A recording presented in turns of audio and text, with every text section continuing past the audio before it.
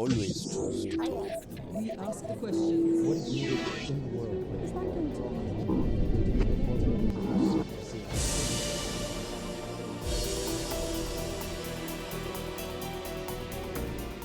Američko-saudijski odnosi datiraju još od 1930-ih, kada su američke energetske kompanije pronašle naftu na arapskom poluotoku i nagovorile svoju vladu da se poveže sa saudijskim vladarom kako bi osigurale svoje interese. Saudijska Arabija je decenijama strateški partner SAD-a na Bliskom istoku, prvo kao bedem protiv širenja komunizma tokom hladnog rata, a potom kao važan garant za stabilnost naftnog sektora. Uzastopne američke administracije posvećivale su posebnu pažnju održavanju jakih odnosa sa Rijadom. Zajednički strateški interesi zaštitili su ih od velikih političkih potresa, poput naftne krize 1973. godine, Iranske revolucije, Iračke invazije Kuvajta, napada 11. septembra, Arapskog proljeća i Iranskog nuklearnog sporazuma. O historijskim saudijsko-američkim odnosima, utjecaju naftnog i vojnog lobija i budućnosti Bliskog Istoka za Al Jazeeru govori profesor David Wight, stručnjak za američko-saudijske odnose i autor knjige Naftni, novac. Professor David Wight, hello and welcome to the Al Jazeera Balkans channel. Now, let me start by asking you, in your book, you talk a lot about petrodollars and petrodollar interdependence. When was this term coined, and has it replaced the previous highly unequal relationship between the United States and oil-producing countries? Yeah, so the term petrodollars becomes popularized in the 1970s as the oil exporting countries start to earn far more revenues when the price of oil skyrockets. And so this can refer to actual US dollars, and they often were US dollars, but it could be other currencies as well. Interdependence also gets popularized in the 1970s as a term for what we now often refer to as globalization, the deepening ties between economies of different countries. And in my book, I kind of put those two terms from the 1970s together and look at how petrodollars caused greater interdependence between the United States and the Middle East. Now, was petrodollar interdependence both a driver and a key product of the post-1960s US-led global integration? Yes, it was certainly both. And one of the things I explore in the book is that the United States was not the initial driver of this interdependence, this petrodollar boom. This was largely driven by the Middle East oil exporting countries against the wishes of the US oil companies, against the wishes of Washington, but they succeed in bringing the price of oil up far higher. And at that point, many in Washington, in the administration of Richard Nixon and his successors, they determined that the best course of action, if they can't get the price of oil down, and they didn't have many ways to do that, the next best option was to try to make sure that there was greater and greater interdependence between the United States and Middle East countries, and to do that by having countries like Saudi Arabia and Iran recycle their petrodollars back into the United States for projects that were seen as mutually beneficial by their governments, by their businesses, that ranged from investments to arms purchases to development programs to foreign aid programs. And the United States was largely successful in leading this new petrodollar interdependence, in large part because the Saudi and Iranian governments were also eager to participate in this. So you argue that the money coming from the United States was eventually recycled and reinvested back to the US? Largely, yes. Right. During the 1970s, when oil prices skyrocketed, Saudi Arabia, at that point, the largest exporter of oil in the world, enjoyed a windfall. All of a sudden, the kingdom had unparalleled influence over the global oil market and enormous revenue. Was it at that moment that the Saudis began to use oil as a political weapon? it's at that moment that the Saudis are able to successfully use oil as a political weapon. They had tried before, but without great success. But now they had the world's attention, including the United States, and they were able to get some concessions. And they were also able to use their petrodollars, their newfound wealth, to obtain influence in Washington and the rest of the world. And the Saudis were kind of doing a balancing act where, on the one hand, they're trying to press the United States on issues that they were concerned about, like the Arab-Israeli conflict, but they also want to keep in the good graces of the United States to obtain protection from foreign enemies, to obtain U.S. arms, development support, things like that. Right, but did other Gulf countries behave in the same way as the Saudis did? To varying degrees.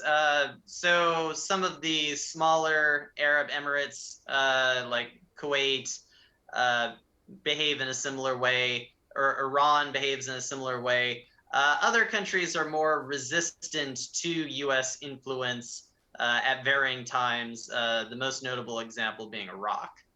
Mm-hmm. But why were Gulf countries still eager to preserve U.S. protection and obtain high-tech weaponry?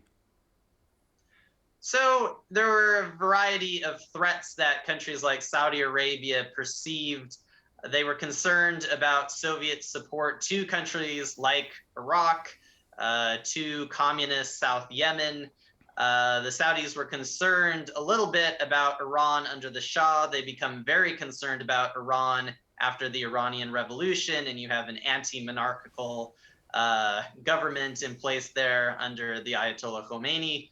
And so the Saudis see various threats, both on their borders and also threats internally to their continued rule. And they look to the United States for both the political, geopolitical support and also the providing of arms. Right. When we talk about the Saudi use of oil as a political weapon, we most often think about the 1973 oil embargo. How was this perceived back in Washington? So Washington was pretty dismayed by the oil embargo of 1973, to put it lightly. Mm-hmm. It really put into question the entire U.S.-Saudi alliance. Right. And there was a lot of concern that this alliance could be lost, and that if the Saudis started using oil and their wealth, that this could divide the United States from some of its key allies in Western Europe. Secretary of State Henry Kissinger even has sort of passing moments where he muses about the possibility of invading Saudi Arabia or another Arab oil country. Hard to determine how serious those sort of ideas were from the existing record, but there was a deep amount of frustration with the oil embargo, absolutely. Right. Now, it was precisely in these years, in the 1970s, that the Saudis began exporting their Wahhabi ideology and their own interpretations of Islam around the world, mostly funded by petrodollars. Was religious diplomacy and the export of the Wahhabi ideology, to what extent was it financed by petrodollars, and did it give the Saudi kingdom political leverage over poorer Muslim countries? So this was absolutely part of the Saudi strategy, and especially after 1979, with the Iranian Revolution threatening Saudi religious legitimacy, and also the Soviet invasion of Afghanistan. And in some ways, Afghanistan is exhibit A of the Saudi use of both petrodollars and the spreading of religious ideology to further their geopolitical goals. It's really important to note that it was not just the United States that was supporting, funding the Mujahideen. The Saudi government pledged and kept the pledge that they would match every dollar that the United States provided to the Mujahideen, that the United States did. And beyond the government itself, the Saudi government encouraged private citizens to make donations. And they tended to give money to the most kind of extreme, violent groups within Afghanistan, with the thinking that they would be the best fighters. And so this did give influence for the Saudis over events in Afghanistan and Pakistan. And it led to, in the short term, some successes against the Soviet Union. But we also see that things could get out of the control of the Saudis, most notably with the rise of Al-Qaeda under Osama bin Laden. Now, before the Islamic Revolution in Iran, Tehran enjoyed excellent relations with Washington, but also with Tel Aviv. How was the Islamic Revolution viewed by Washington? So it was viewed first with great dismay and then even greater dismay as events went on. Because Iran, even more in some ways than Saudi Arabia, had been the key military political ally of the United States in the region. Mm-hmm. And so all of these programs, all of these weapons that had been sold to Iran under the Shah as part of this petrodollar interdependence, this was now being used to try to roll back, to challenge US influence and petrodollar interdependence in the Middle East, in the Persian Gulf. And so this was arguably the largest blow to the United States' program of petrodollar interdependence in the entire history since the 70s. Right, but why did the United States not continue purchasing Iranian oil after the Islamic Revolution? I mean, if having an unfriendly regime was a problem for Washington, why did it then purchase oil from Iraq, from Saddam Hussein's Iraq in the 1990s?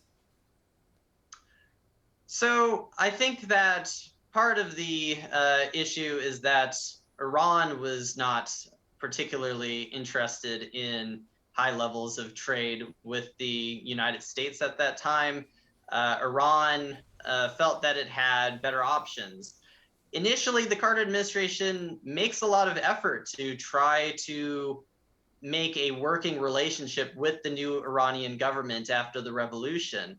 And in many ways, it was the actions of Khomeini and his followers that lead to the absolute break.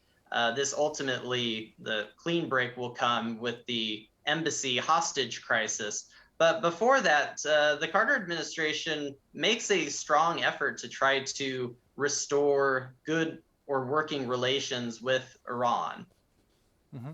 Now, in your book, you focus a lot on U.S.-Saudi relations and U.S. relations with Gulf countries in general. Was Washington equally interested in doing business with oil giants such as Iraq and Libya back in the 1960s and 70s? There certainly was American interest in doing business with Iraq and Libya, both in U.S. businesses and also within the U.S. government. But there were limits to that, and the United States prioritized countries like Saudi Arabia, Iran, because they had far more oil and far more petrodollars.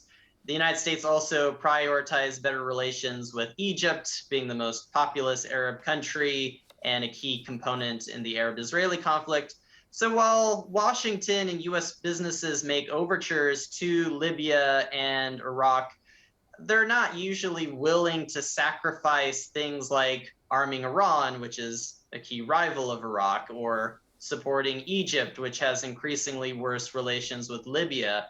And because the United States prioritizes those countries, things never really take off with Libya or Iraq in the same sort of way that they do with, say, Saudi Arabia or Iran under the Shah.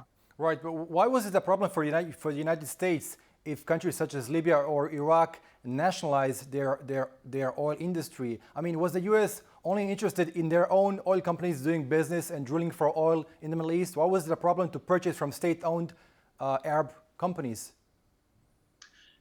So ultimately, the United States will have to purchase oil from state-owned companies. And the United States was less thrilled with the manner that Libya and Iraq kind of on their own unilaterally nationalized U.S. and other Western oil companies. But ultimately, Saudi Arabia and Iran will do the same thing in a more negotiated fashion. Whether doing it unilaterally or through negotiations ultimately, by the end of the 70s, the Middle East countries have control of their oil companies. So that by the end of the 70s has ceased to be a serious issue for the United States. It's been resolved whether Americans liked it or not. Right. I mean, in the case of Saudi Aramco, it started as a largely U.S.-owned oil company, but eventually the Saudis managed to purchase nearly 100% of the company, right? Absolutely. And as the Saudis and others are raking in tons of petrodollars, it's very easy for them to buy out these companies. They have the wealth to do it.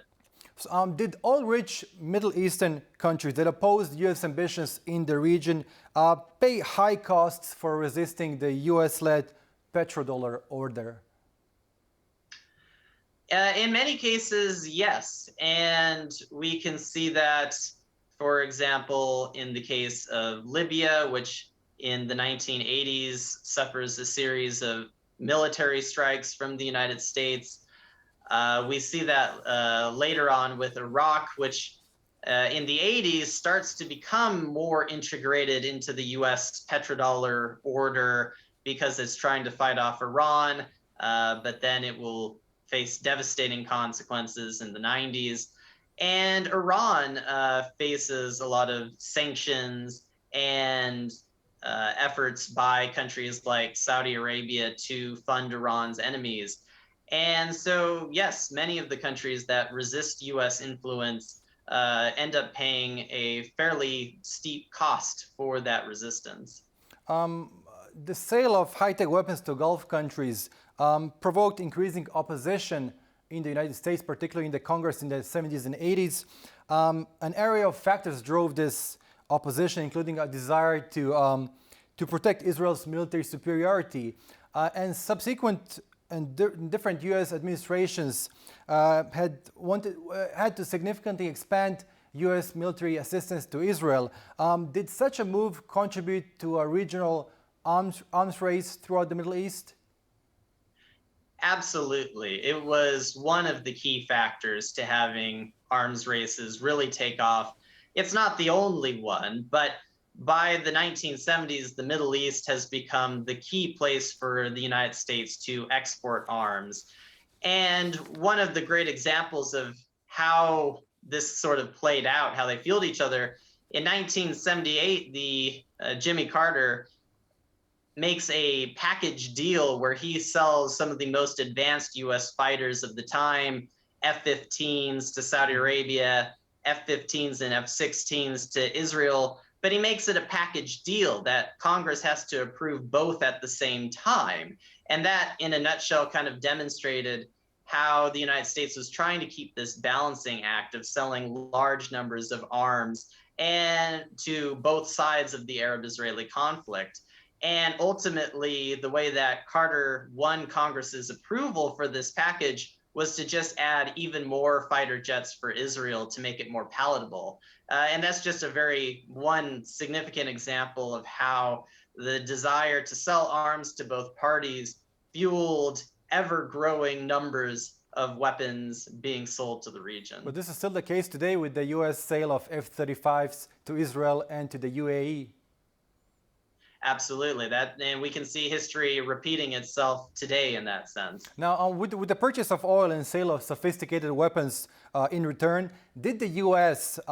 End up empowering autocratic regimes throughout the Middle East whose fundamental policies could take a drastic U-turn in case of a regime change? Take Iran as an example. Yes, the United States ends up empowering autocratic and authoritarian regimes that it supports, and then some of those get overthrown, and so it inadvertently supports autocratic authoritarian regimes that then work very hard against the United States. And Iran is the ultimate example. Iran, under the Shah in the mid-1970s, was receiving more U.S. arms exports than any other country in the world. And all of those arms then end up in the hands of the Islamic Republic, and they are used to threaten and harass U.S. allies like Saudi Arabia. And so it's interesting that at the time in the 1970s, before the Iranian Revolution, there were voices in the United States who were saying that there could be a revolution or overthrow in Iran and Saudi Arabia because they had seen previous Middle East governments be overthrown and that all these arms could end up in the hands of a hostile actor. So there were people who did warn about this, but those warnings were not heeded. Well, this was the case now in Afghanistan, where U.S. weapons fell into the hands of the Taliban. Absolutely, and we saw U.S. arms falling in the hands of ISIS when they took over large parts of Iraq. So this has been a recurring issue. Right. Now, in the first weeks of his presidency, U.S. President Joe Biden declared an end to U.S. support for the Saudi-led military intervention in Yemen, which has killed some 200,000 Yemenis. He likewise ordered a halt and review of last-minute decisions made by the Trump administration for arms sales to Saudi Arabia. What does this tell us about Joe Biden's approach towards the Saudi kingdom? So I would argue that the Biden administration has brought Saudi-U.S. relations to its lowest point since the 1973 oil embargo. Why? Biden being very vocal in his condemnations about the crown prince, the de facto leader of Saudi Arabia, Mohammed bin Salman, and cutting off support for one of Saudi Arabia's key concerns, which is the war in Yemen. Now, Biden also made clear that he will continue U.S. support for Saudi Arabia to defend itself against attacks. And so he's trying to maintain the alliance while modifying its nature. And it remains to be seen if, like many other times in the Saudi-U.S. relationship, some common foe or challenge brings the two countries back again closer, just like in 1973-74, common concerns brought them back together after the oil embargo crisis, or if this is the start of a fundamental break in the Saudi-U.S. relationship that we haven't seen before. We'll just have to wait and see. Some of today's circumstances are quite different from those of the 1970s. Is Saudi Arabia's influence over U.S. oil supplies and prices significantly lesser than it was back in the 1970s? Yes, it's significantly less, and a lot of things have changed since the 1970s. The United States produces far more oil, relatively speaking, than it was in the 1970s. The Saudi influence... So it's no longer as dependent as it was on Gulf oil supplies?